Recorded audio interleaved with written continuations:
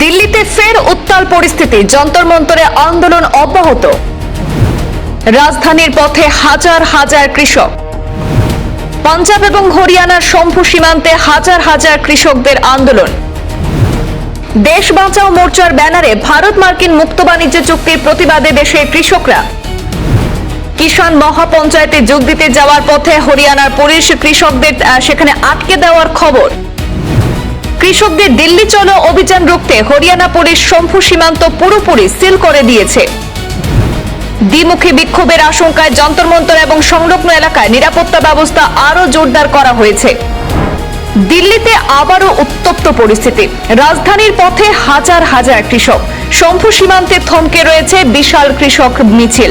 একদিকে দিল্লি চলো অভিযানে কৃষকদের অগ্রযাত্রা, অন্যদিকে কড়া নিরাপত্তার সীমান্ত সিল করে দিয়েছে হরিয়ানা পুলিশ।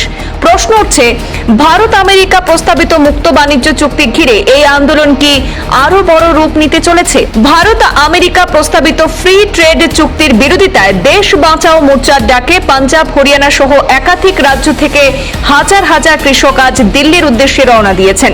কৃষকদের লক্ষ্য রাজধানীতে অনুষ্ঠিত কিষাণ মহাপঞ্চায়েতে অংশগ্রহণ করে নিজেদের দাবি জোরালোভাবে সরকারের কাছে তুলে ধরা। কৃষক সংগঠনগুলি বক্তব্য, প্রস্তাবিত বাণিজ্য চুক্তি কার্যকর হলে বিদেশ থেকে তুলনামূলক কম দামে কৃষি পণ্য এবং দুগ্ধজাত পণ্য ভারতে আসতে পারে, আর এতে দেশীয় কৃষক এবং দুগ্ধ উৎপাদনকারী আয় এবং বাজারে প্রতিযোগিতা বাড়ার আশঙ্কা রয়েছে। এই উদ্বেগ থেকেই তারা সরকারের কাছে চুক্তিটি পুনর্বিবেচনার দাবি জানাচ্ছেন।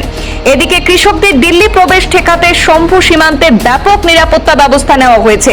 ব্যারিকেড, কংক্রিটের ব্লক এবং অতিরিক্ত পুলিশ মোতায়েন করে সীমান্তে কড়া নজরদারি চলছে। বিভিন্ন সংবাদ মাধ্যমে প্রকাশিত বিভিন্ন ভিডিওতে এবং ছবিতে দেখা গেছে সীমান্তে বহু কৃষক অবস্থান করছেন। শুধু শম্ভু সীমান্তই নয়, দিল্লির যন্তর মন্তর এবং আশপাশের এলাকাতেও কড়া নিরাপত্তা করা হয়েছে। সেখানে নিরাপত্তা ব্যবস্থা জোরদার করা হয়েছে। প্রশাসনের আশঙ্কা, একই সময়ে একাধিক বিক্ষোভ কর্মসূচির কারণে রাজধানীতে আইন শৃঙ্খলার উপর অতিরিক্ত চাপ তৈরি হতে পারে। এখন নজর আজ মঙ্গলবারের এই কিষাণ মহাপঞ্চায়েতের দিকে। কৃষকদের আন্দোলন কোন দিকে মোড় নেয় এবং সরকার কি পদক্ষেপ গ্রহণ করে, সেটাই এখন দেশের রাজনৈতিক এবং অর্থনৈতিক মহলের অন্যতম আলোচ্য বিষয় হয়ে উঠেছে। ব্যুরো রিপোর্ট, পূর্বাঞ্চল প্রতিদিন।